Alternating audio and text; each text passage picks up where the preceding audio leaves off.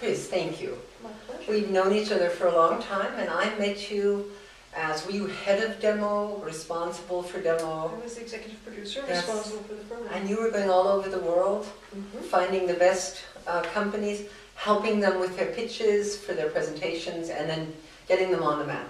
That's what we tried to do.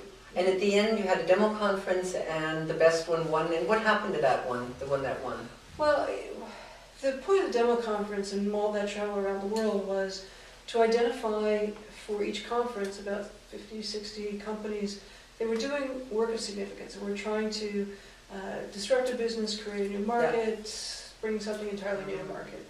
And so we would select those companies, work with them to prepare a live demo of the product. Right. And we did in each event acknowledge what we called demo gods or demo gurus, Right. were people who did an exceptional job of pitching their business. And so that was the kind of carrot for these companies to really work to create a strong presentation. And now you're at Guidewire, you're the head of Guidewire. What's your objective with Guidewire? I know you have a software, I know you also host people, you do pitch sessions. I was just at the session in the Computer History Museum, which was great. Tell us a little bit about that. So Guidewire Group is a software and services company that really is all about opportunity matching. We work with those who are creating innovation and those who are seeking innovation to bring them together. We have done that as a process and a practice in our business for a half a dozen years and have now created a software platform we call Guidewire Fusion that we're bringing into market to help that process scale, allowing a business to profile itself at typically larger organizations to search and attract those organizations into their portfolio, if you will. I use that term rather loosely here, not necessarily an investment portfolio, but really about bringing both sides to the table in a business opportunity. So what about the course I took on Udemy with your Guidewire scores? That's part of it. The G-score is a measurement of where a business is on the path from an idea to being a sustainable business. And we use that as what we would call a fingerprint to know where a company is and track their progress over time. Do you also use it in a way that you can, if let's say you have 10 startups in front of you, you can judge them on the same points? Yeah, and so the G-score is 7 factors. Right, I've taken the training. Right, so you know it. So it's business opportunity, market opportunity, competition, team, product, business, and business model. And it allows us to evaluate how much progress companies have made in those areas, and then to help them think about not only their market strategy, but also their use of resources. You know, all early companies have to make decisions about where they spend their time and their money and their energy. With the G-score, they can see that if I spend it, my G-score is low on product development. If I spend more time, my energy there, that's going to improve that score, and it's going to bring the rest of the business up too. So it's used as a focusing tool. Is this available to people who watch these videos on YouTube? Absolutely. So today we are in a beta of our onboarding process of profiles. So you'll find that beta at beta.guidewiregroup.net. Wonderful. And in future time, I assume this will be in an archive, guidewirefusion.com. Wonderful. Perfect. So when you have these companies come, and I'm really talking more about international because that's my focus, what are the 3 or 4 things that you watch out for immediately in the presentation? What really grabs you? In listening to a presentation, I think overall what I want to see is the energy and the passion of the entrepreneur. I want to see somebody that I know is committed to business building and who has and projects a clarity of vision that is backed by, it's an intangible, but know that they really thought through the business. Right? You know, a short business presentation is the hardest one to make because it takes the most time, the most thinking about the business in order to be concise. And so when someone can give a tight, concise presentation of the business, I know they've thought about all the challenges and the opportunities and the nuances of the business. So I look for that communication. Right? So telling the story of the business in a way that is passionate and intelligent, probably number one. And then you can look for the details. Does this entrepreneur understand the market? Can they articulate a product vision that demonstrates how they're going to seize the market? And do they have a vision and an infrastructure, a team in place to execute on that vision in terms of how this thing is going to be a business? Would you say that this has to be in the first 3 to 5 minutes? Oh, Or what in terms of time frame? Because with, let's say, the Russians or Spaniards I work for, usually they don't have more than 3 to 5 minutes. What are you looking for in those first minutes? I want somebody to get my attention in 30 to 60 seconds. And I know that sounds like a lot. I don't mean to say you have to speak quickly and put your entire business presentation into 30 seconds, which some people hear that and they think, I just have to talk faster. You have to grab me in 30 seconds, right? We, particularly in Silicon Valley, particularly in this industry, you know, we have very short attention span.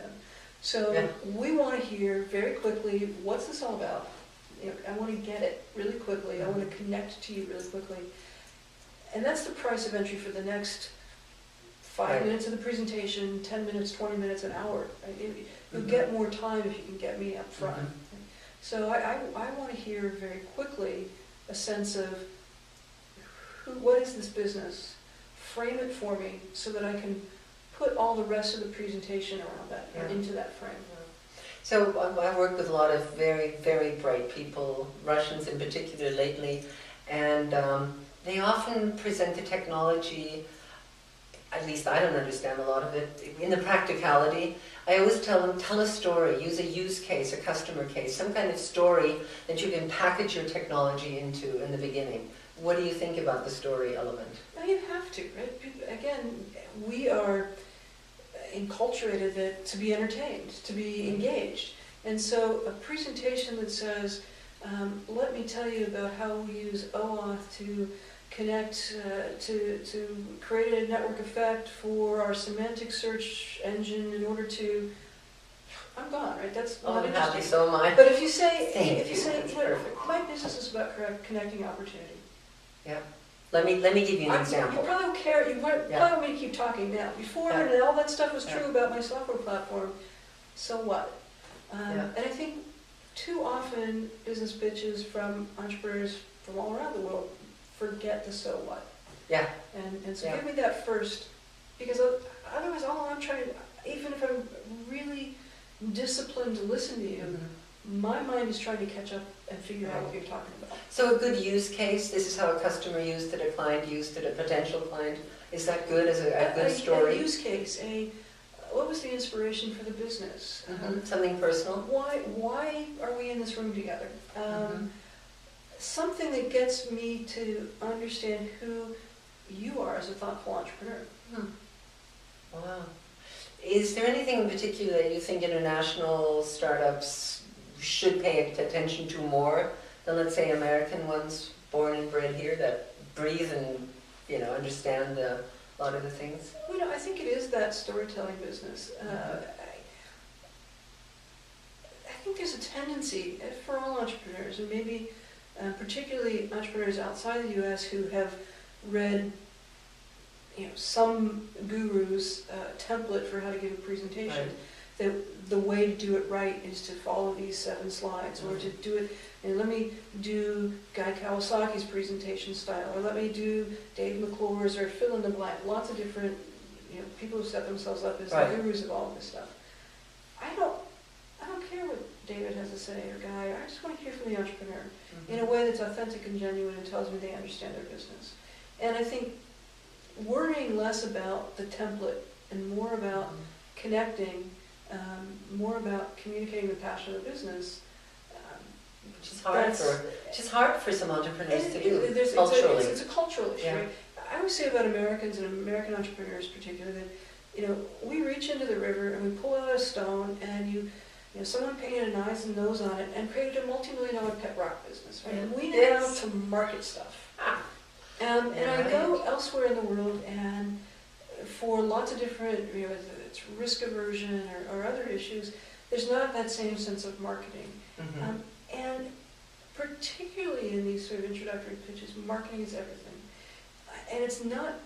Give me an example for people here's what I always say is, first, marketing isn't telling me everything. Marketing Right. is catching my attention. And so, the example I use is your job in your first presentation is just to get the second date. Yeah, It's exactly. not to get married. And if Mhm. any of these entrepreneurs walked into a nightclub and they saw an attractive person across the room, they would not walk over to them and say, this is my name, and this is where I was born, and these were my parents, and this is what my parents did, and this is my blood type, and here are my bank accounts, and let me tell you about the house I live in, and I had a dog when I was 3. You don't do that, right? You say, hi, how are you? What brings you here tonight? I was really excited to see you. Whatever it is you say that creates that introduction and creates an opportunity for a conversation. Somehow business pitching has become, let me tell you my credentials and the credentials of my idea, and that's not how you get the second date. Mhm. What you want to do is just capture somebody's attention initially, so that you have the opportunity to share all those details later on. Mhm. And you don't have to do it all in those first 5 minutes. So, I think Steve Wesley, whom also I've known for 35 years, he said also be prepared to pitch without a PowerPoint.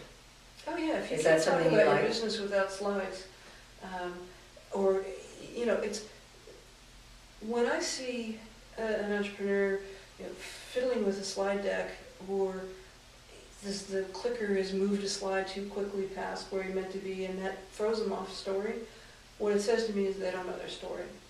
Mhm. And I'm sure they do, right? Right, of Nerves, but part of pitching well is talking to yourself when you're driving, talking to yourself in the shower, giving that pitch in the mirror, practicing and practicing and practicing until it's second nature. Yeah.